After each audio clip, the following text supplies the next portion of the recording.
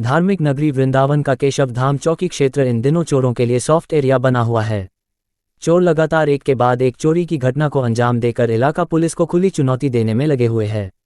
Police चोरों को पकड़ना तो दूर अभी तक उनका सुराग भी नहीं लगा सकी है। ताज़ा मामला चौकी क्षेत्र के सीएनजी पेट्रोल पंप के समीप स्थित अर्धनिर्मित गेस्ट हाउस का है, जहां से बीती रात चोर लाखों रुपए के इलेक्ट्रिक बाइक व अन्य सामान चुरा कर ले गए हैं, जिसकी जानकारी गेस्ट हाउस के मालिक योगेश ठाकुर को सुबह होने पर हुई। गेस्ट संचालक का कहना है कि चोर लगभग 2.5 लाख रुपए के तार काट कर ले गए हैं। कमाल की बात यह कि घटनास्थल से महज कुछ दूरी पर स्थित रुक्मणी बिहार गोलचक्कर पर 24 घंटे पुलिसकर्मी तैनात रहते हैं, जिन्हें भनक भी नहीं लग सकी। यहां बताते चलें कि कुछ दिन पहले भी अज्ञात चोर चौकी क्षेत्र के 2 गेस्ट हाउसों के बाहर से 2 4 व्हीलर गाड़ियों पर हाथ साफ कर चुके हैं, जिनका पुलिस आज तक सुराग नहीं लगा सकी है। अब देखना ये कि क्या इलाका पुलिस इस चोरी की घटना खुलासा कर सकेगी या एक बार फिर पुलिस के हाथ हर बार की तरह खाली हाथ नजर आएंगे।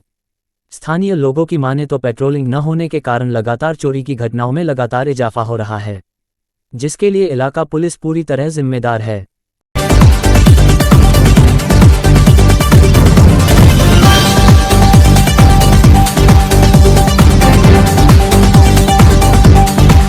जी, क्या नाम है भैया आपका? भैया मेरा नाम युवराज ठाकुर है।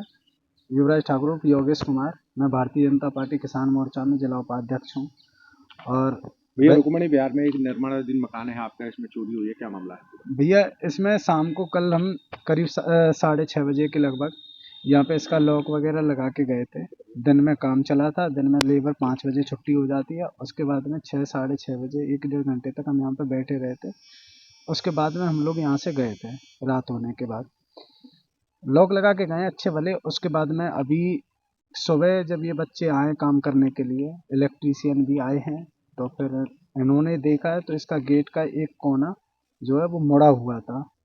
उसके बाद में इन्होंने लॉक खोल के देखा है तो अंदर जितनी भी हमारी कॉपर की वायरिंग हो रही थी पैनल तक के लिए, उन सब चीज़ों के लिए, कुछ लिफ्ट वगैरह के लिए भी हमने वायर छोड़े हुए थे, उन सभी वायरों को उससे एक ब्लेड पड़ा हुआ है यहाँ पे, उस ब्लेड से काट के वो लोग लेके गए हैं। इसके बाद में फिर हमने ऊपर इन लोगों ने चेक करके देखा है तो ऊपर तक ये सारे वायर जो हैं वो सभी काट के लेके गए हैं कॉपर के। एसी की जितनी भी पाइप हैं, एसी की पाइप जहाँ से उनका तोड़ना संभव था वहाँ से उन्होंने तोड़ी है, जहाँ से काटना संभव था वहाँ से काटी। 3-4 पाइप को काट के ऊपर छत से वो पटक के छोड़ गए, बाकी की कुछ पाइपों को वो लेके चले गए।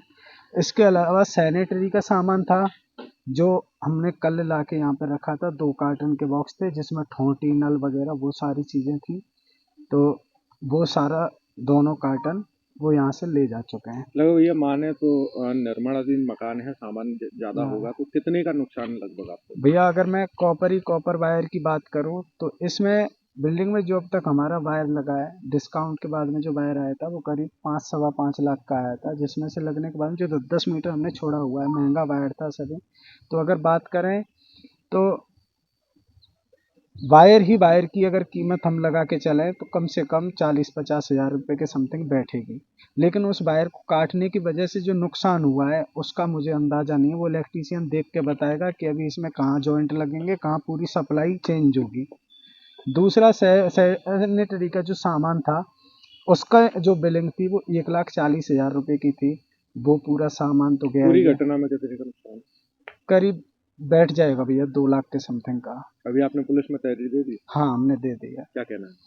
उनका कहना ये है कि इधर की तरफ कोई सीसीटीवी वगैरह की ऐसी व्यवस्था नहीं है। दूसरा फिर कोहरा भी पड़ रहा है इस टाइम पे सर्दियों में, तो संभवतः शायद इसका खुलासा ना हो पाए या हो भी जाए।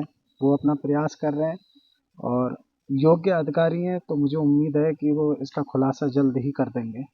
पहले थोड़ा सा मतलब डाउट में थे क्योंकि एक चैलेंज तो होता ही है, क्योंकि अभी रुक्मणी बिहार उतना विकसित नहीं है यहाँ पे, लेकिन उसके आधार पे फिर भी वो प्रयास कर रहे हैं।